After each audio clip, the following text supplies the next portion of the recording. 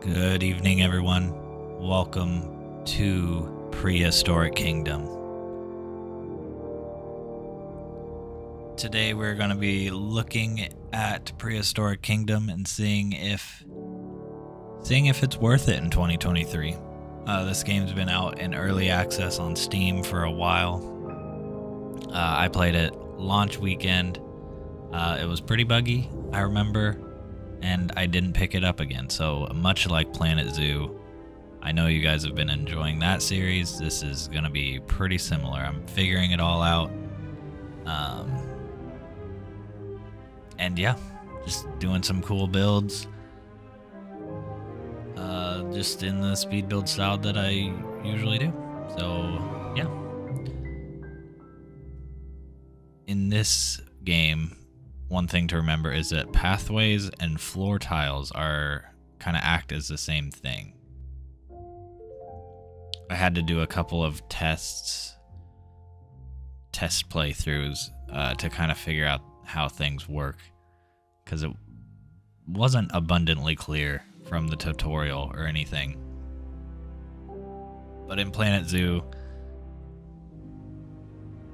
you can use floor tiles to kind of like cover up the pathways, but in this game you can actually use floor tiles to be the pathways. So these ones that I'm doing that are raised, the guests will still be able to walk on that, and they will actually be raised up, which is really cool. I like that a lot.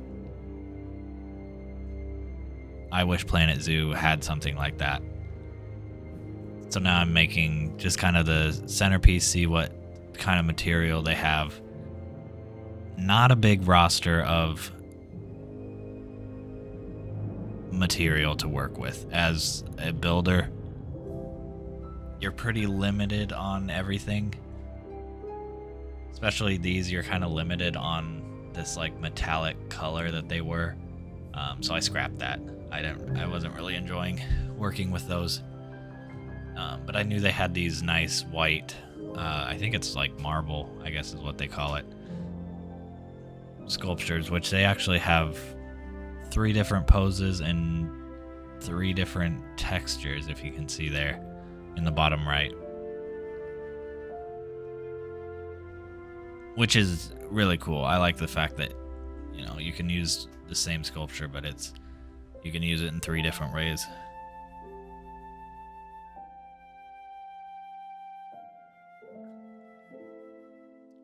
That being said, there's only 3 animals really, aside from the bugs that I just showed you. There's only really the 3. The T-Rex, the Edmontosaurus, I believe it's called, and the woolly mammoth. Which, to me, is kind of a strange mix of animals. T-Rex, obviously. Woolly mammoth is a good representation, but then the Edmontosaurus, like, just a random dinosaur.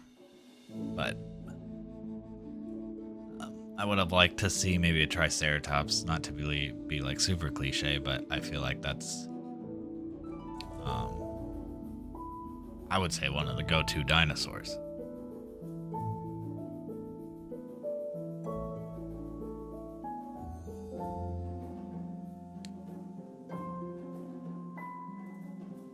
And halfway through this build, I kind of realized it was a little redundant, because there is a T-Rex statue out in the front plaza before you get into the zoo.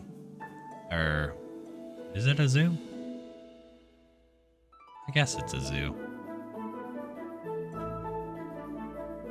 We'll call it a zoo. I'm gonna keep calling it a zoo. But yeah, there's a statue right outside the main gate that's a T-Rex, so it's a little redundant, but I just wanted to it's all experimental. We're experimenting, building, seeing what we can do. I don't know if you saw just then, you can actually resize objects, which you'll see a lot more of later. But if you hold the Alt key, I believe, you can actually resize the object to, I'm pretty sure it's limitless. So if you want a huge trash can, you can do that. Which I do enjoy that a lot.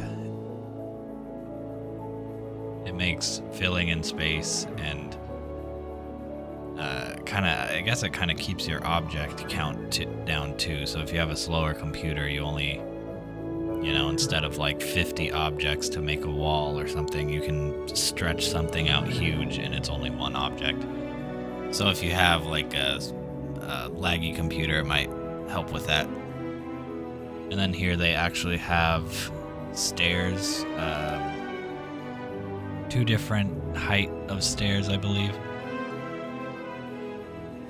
that are just like a thin tile that you can lay down, and the guests actually use them as stairs, which is really nice. Planet Zoo's stairs, stairs and pathways in that game are crazy.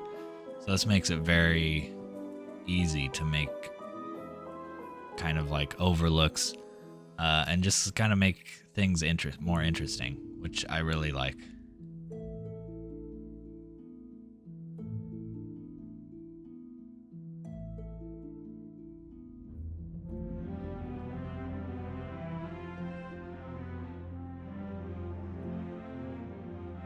And if you are familiar with Planet Zoo, the building in this game will come pretty naturally to you.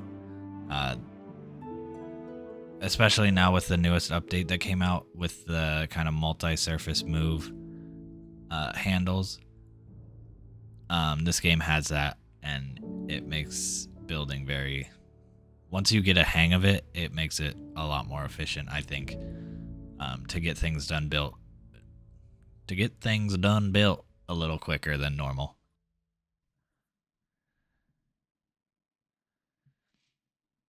One thing you do have to watch out for is the building groups kind of get out of control. There were a lot of times I didn't realize I was in a group and I kept adding to it, so I think I just have some massive groupings around the zoo, but I mean, it doesn't really affect anything unless you want to move it. Then you might move something halfway across the map, which it would be no good, but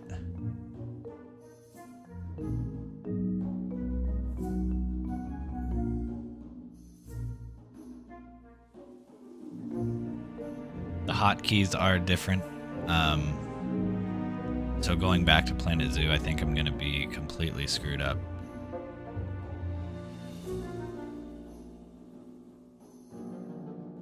Like, I believe in this game to hotkey to the kind of like the fine adjustments, I believe it was V. And I didn't realize that until I guess that'll be in the next video. If you guys want to see that, leave a like and comment, subscribe. Let me know you want the next video, because I did build 2 exhibits during this playthrough. I'm only going to show you one because I like to keep my videos at 20 minutes because I don't want to bore you guys too much. 20 minutes is a lot to ask of people, but I speed the footage up 500%. And I feel like 500% is pretty good. Not too fast. So here's our first exhibit animal, the protoceratops. In the right, you can see there's 2 lock things on top of the blue highlighted skin. You can actually get new skins for your animals, which is cool. So it's kind of like a variation thing. And I think some of them are different enough that they're actually a different species of it. Protoceratops. This animal is one of the smaller species of ceratopsians, living alongside deadly neighbors. So there you can see, like, this guy, he's a famous guy. I can't remember the name off of the top of my head. He just kind of pops in and gives you fun facts about the animal that you're building for, which is cool, especially because, like, some of the dinosaurs in this game are like the lesser known ones. So I think it's kind of cool, and that's why I wanted to play this game again. Is because it really does feel like it's a labor of love from the developers. I know there's other Jurassic Park builder type games out there, but this one, I just feel like this game needs more love. It is buggy from what I've experienced.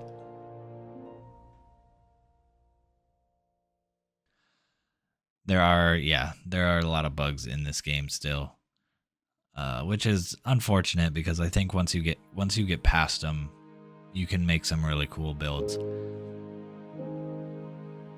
So it kind of took me a while to get started, but once I got going, I could not be stopped. And like I said, I built 2 exhibits really quickly, and I feel like they came out amazing. Like the second one is probably one of my favorite builds I've ever done so far. So yeah, I think everyone should go check out this game.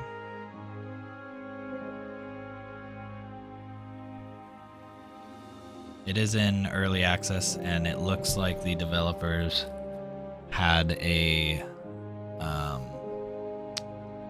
an update in March, so it seems as if they're currently developing it, which is good.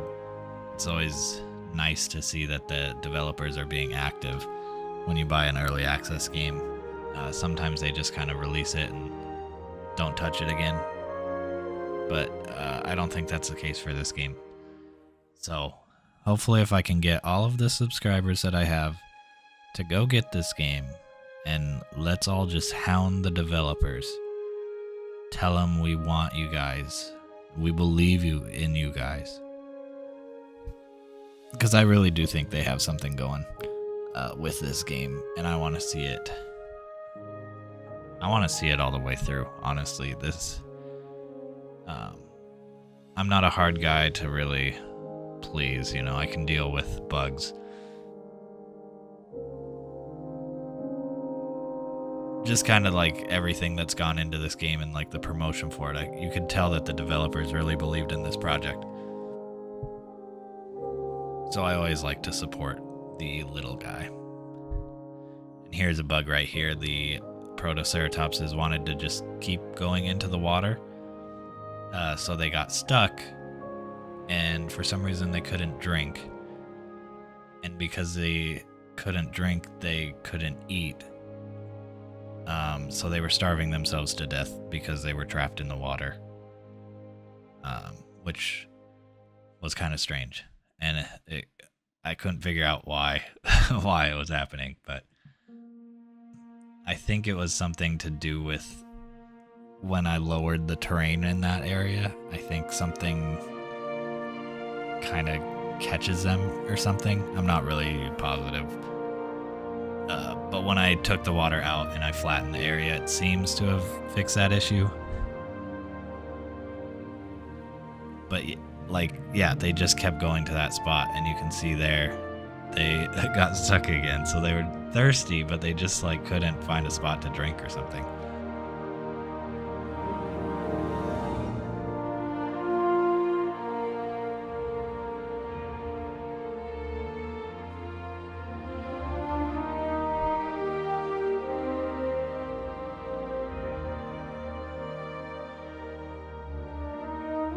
Now I'm gonna start on some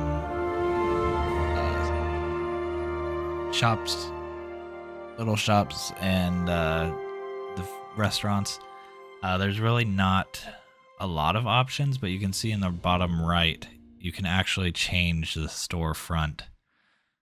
So there's kind of like a t-shirt storefront, and then there's like a souvenir looking storefront. And same with the restaurant thing. You can kind of there's only really one restaurant section thing, but you can change that restaurant section into I think there's 4 or 5 different restaurants to choose from. So that's kind of nice. It does kind of keep the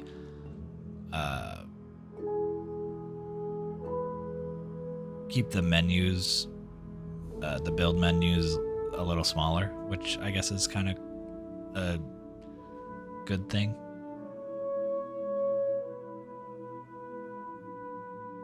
You know, Planet Zoo has like thousands of pieces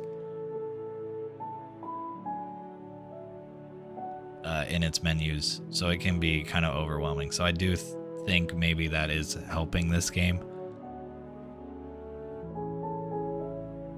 You know, like the tiles you can change the material of.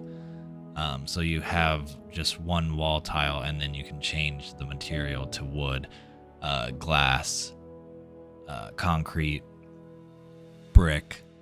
So that is something that is actually pretty nice.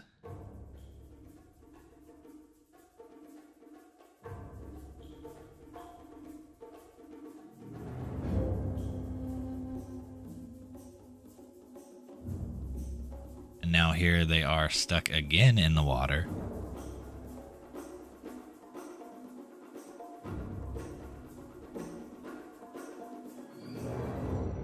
And I think they were just getting caught trying to drink, and they were caught in that animation so they wouldn't go eat.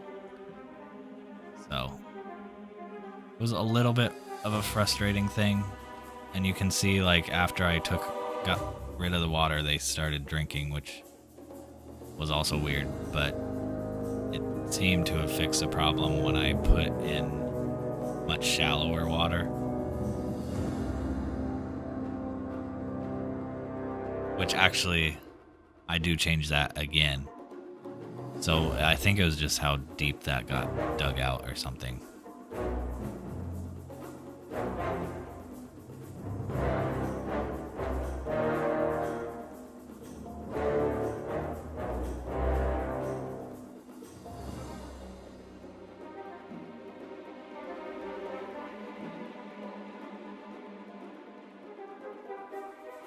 Now, another interesting thing is that there really are no staff.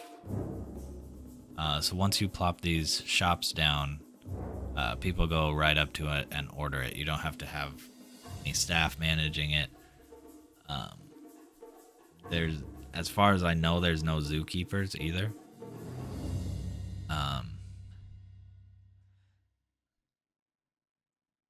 I know that there's dung beetles, which kind of go around and pick up the poop, I guess. Which is a kind of interesting take on it.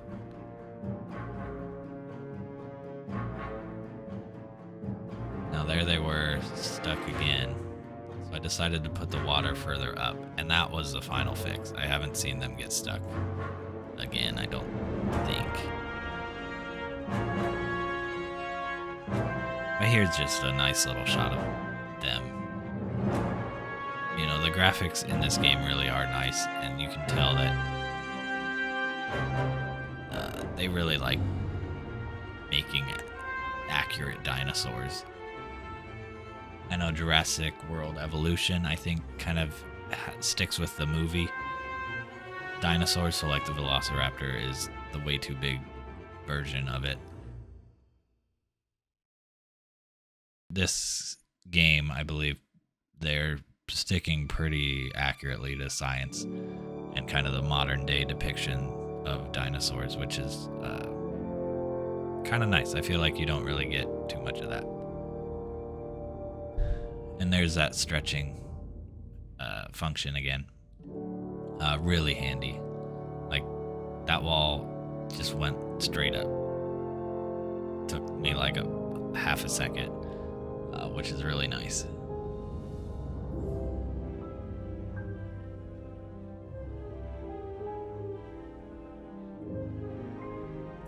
And now I did learn that solar panels only provide energy while it's sunny out, which is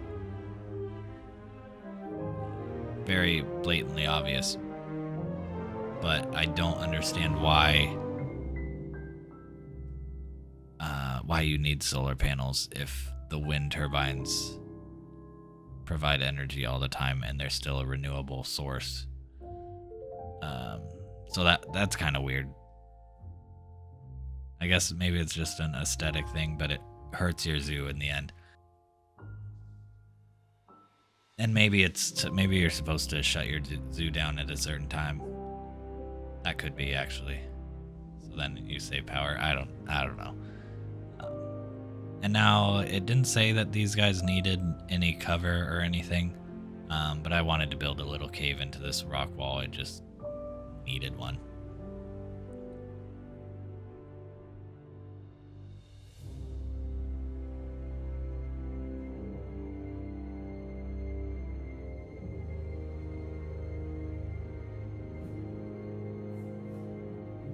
And so just like Planet Zoo, the rock wall side I did leave the gate because I kind of liked the functionality and look of it, kind of like engulfed by the rock, but you can use null barriers and just use rock.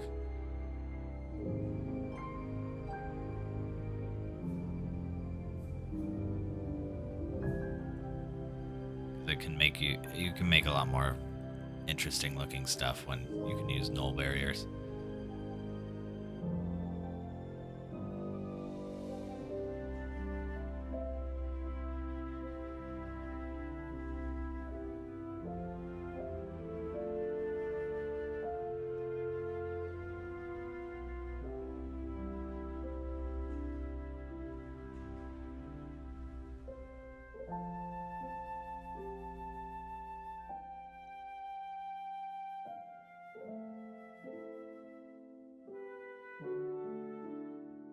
So there you can see I found out that I had enough power during the day, but I had no power at night. So I just added a couple of the wind turbine things, and it fixed itself. So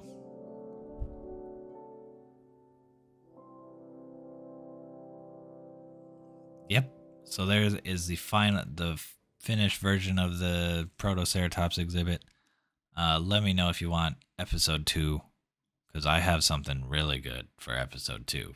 And you're not going to want to miss it, but you are going to want to subscribe and like this video and comment it and share it with your grandma.